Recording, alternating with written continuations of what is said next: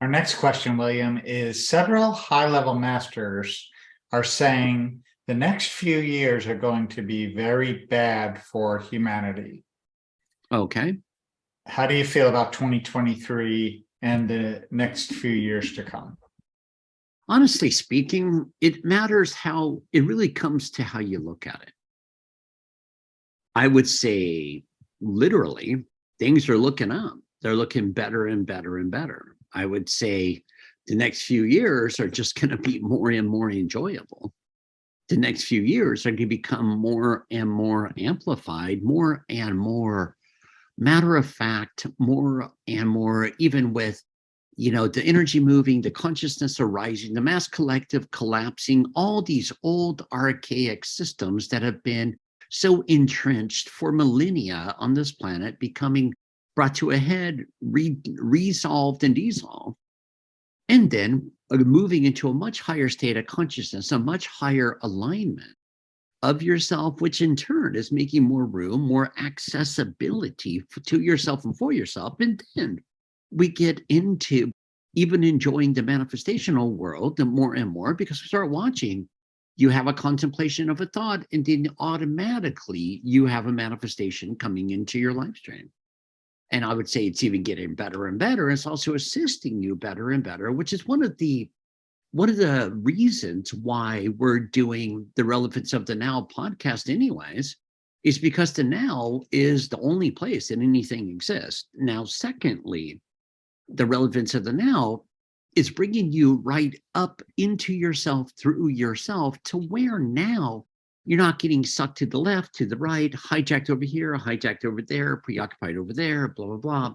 And kind of like being a fish, hook, line, and sinker, being pulled all over the place due to the mass collective consciousness, due to the latest and greatest,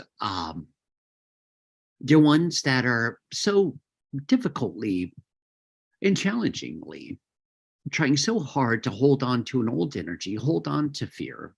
Like even with that comment, and I have great compassion for these masters, of whatever they're mastering, but I have great compassion because, it reminds me of Nostradamus, who saw massive world wars, explosions, the end of humanity, and on and on and on.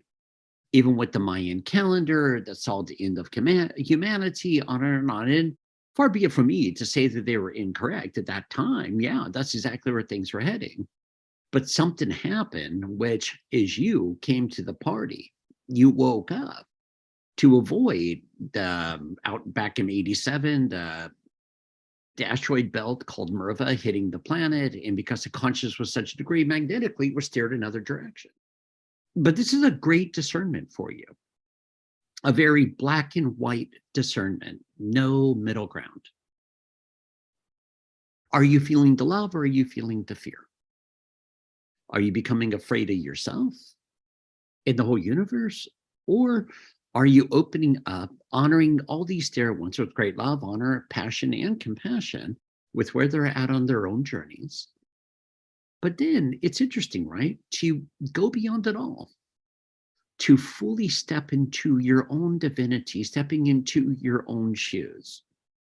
Now, when I look at it as well, I ask for yourself to ask yourself, what is it that I'm wanting? What is it that I would enjoy? There's earthquakes, tsunamis, sinkholes, and mountains growing, volcanoes erupting, and on and on. But far be it from me to say that's catastrophic.